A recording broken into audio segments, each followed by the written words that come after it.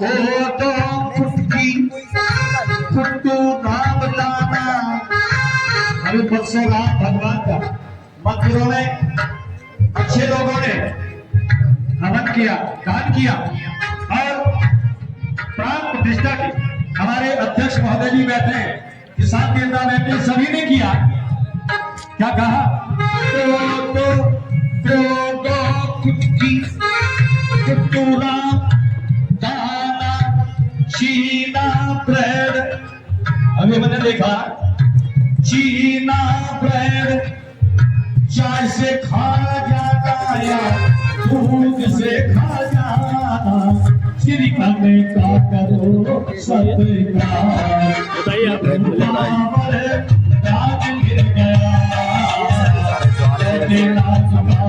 बस कर ले भाई, तेरे लड्डू रहेगा।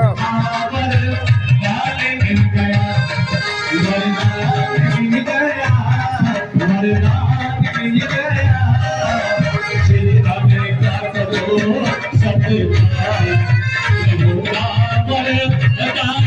गया।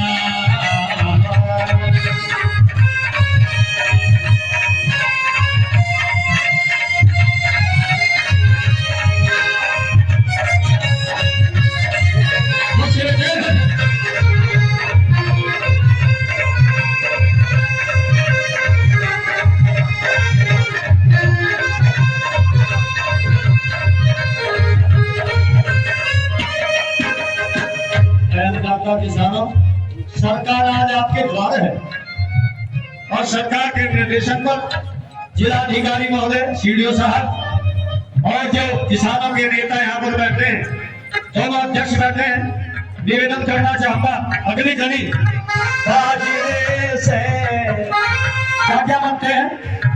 ज्वार से ज्वार हलवा बनवाते, बाजरे संपे की रोटियां खाते। पूर्वी क्षेत्र में आज भी ये परंपरा जीवित है।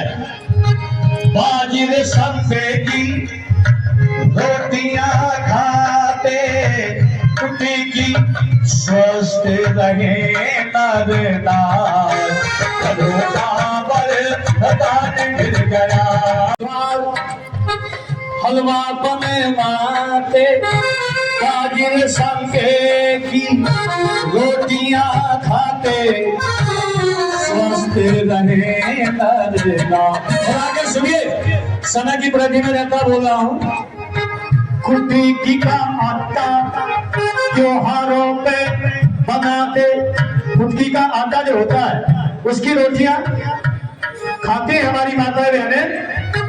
कुटी की आटा को खिचड़ी कुट्टू पूरी कभी ना हमारे घरों से सपनी। मोदी योगी जी की ये सरकार इसे जीवित रखाते हैं। योगी मोदी जी की सरकार इसे जीवाते हैं। और आगे सुनिए, अंतिम रागनी का बोल है जो साहब का भव्य स्वागत कर रहे हैं।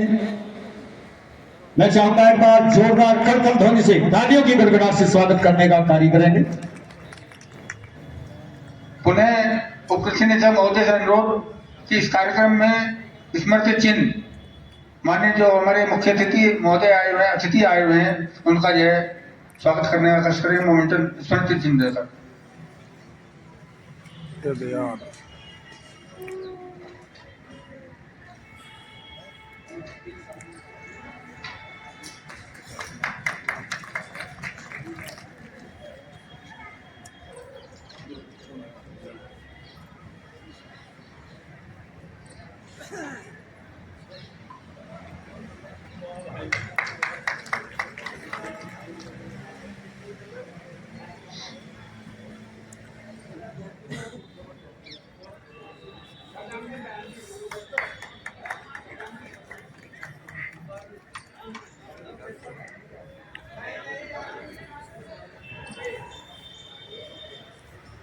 धन्यवाद लेडी साहब। कार्यक्रम को आगे बढ़ाते हुए सीरियल उत्पादन या फसल उत्पादन तो किसान भाई द्वारा कर लिया गया, लेकिन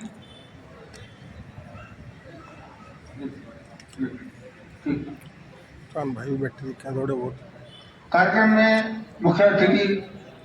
मुख्य विकास अधिकारी महोदय का अनुरोध कि कृपया जो है किस प्रकार से हम इस तरह के कार्यक्रम को और अधिक सफलतापूर्वक ज्ञानवर्धन और किसानों को जागरूक। मेरे किसान भाइयों, आज मिलेट्स के प्रोत्साहन के लिए हम लोग ने ये एक गोष्ठी और एक मेला लगाया है। आप सभी लोग यहाँ पर आए हैं, इससे जुड़े हैं। आप सभी को सबसे पहले इसी चीज़ के लिए कि आप यहाँ पर आए, इस चीज़ से जुड़े, मैं आपको धन्यवाद देना चाहता हूँ। भाइयों, एक ही फसल करते आते हैं, गन्ना। हर किसान कहीं ना कहीं से गन्ने से जुड़ा है।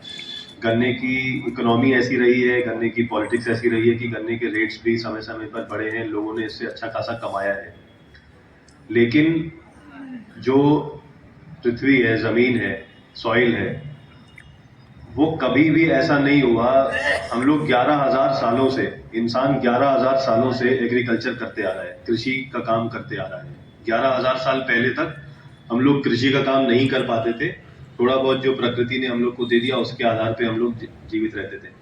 परंतु 11,000 सालों से लगातार हम लोग कृषि की फील्ड में हैं। इससे पुराना कोई व्यवसाय आज की डेट में नहीं। कभी भी ऐसा नहीं हुआ कि हम लगातार एक ही फसल जमीन से लेते रहे। इसमें जमीन का बहुत नुकसान है। पानी बहुत ज़्यादा निकलता है, खींचा जाता है इसकी इरिगेशन के लिए। बहुत ज़्यादा हम लोग इसमें केमिकल फर्टिलाइजर्स डाल रहे हैं आज की डेट में। फिर जो फर्टिलाइजर्स हमारी फसल में, हमारी सॉइल में मौजूद हैं, वो भी धीरे धीरे एक ही प्रकार के फर्टिलाइजर खींचते खींचते गन्ने ने हमारी ज़मीन को खराब करना शुरू कर दिया है। एक तो ये पहलू है। दूसरा, जो हम अन्न खाते हैं, उस अन्न पे भी बहुत ज़्यादा रिसर्च हुआ है। सदियों पहले जो हम अन्न खाते थे, वो अंग्रेजों के आने के बाद उसमें चेंजेस आ गए। पहले हम लोग बाजरा अपने आप खाते थे, या सर्दियों के मौसम में हमारे घर में मक्के की रोटी बनती ही बनती थी। लेकिन अब सारी की सारी दुनिया, सारी की सारी जनता वो इन चावल और आटे के ऊपर आपस सीमित हो गई है। इससे फिर इंसान की बॉडी के ऊपर भी जो नुकसान होने लगते हैं। आज आपकी डेट में देखते होंगे कि एक पर्टिकुलर उम्र के बाद सभी में वो बीमारियां हैं।